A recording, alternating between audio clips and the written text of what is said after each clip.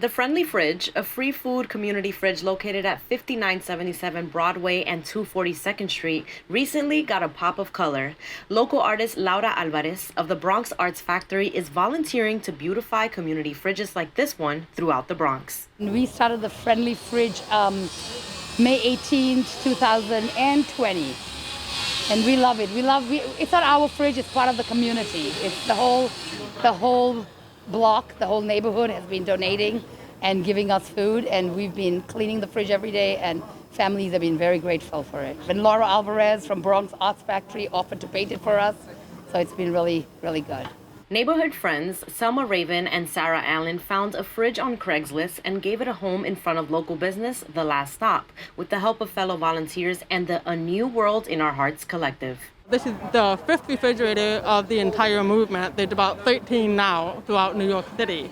It's been a little over a month and a half, and the donations have been amazing. All kinds of people stop by and put food in. Some people give us cash. The beautiful thing is that people are really finding it useful. They need it. And we're seeing a lot of people get a lot of use out of it. Selma and Sara approached us about the fridge last month, and we were more than happy to host the fridge. We think it's amazing for the community. We think we've seen the whole community come together, restock the fridge a couple of times a day.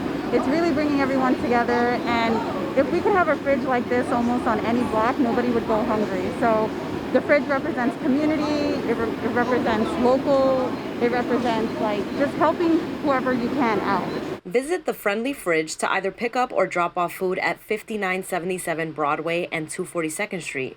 Follow at the Friendly Fridge BX on Instagram and IOHNYC to see a map of other local fridges. And if you're interested in starting a community fridge near you, you can DM A New World in Our Hearts to inquire about how to start. Reporting for BronxNet, Sonyi Lopez.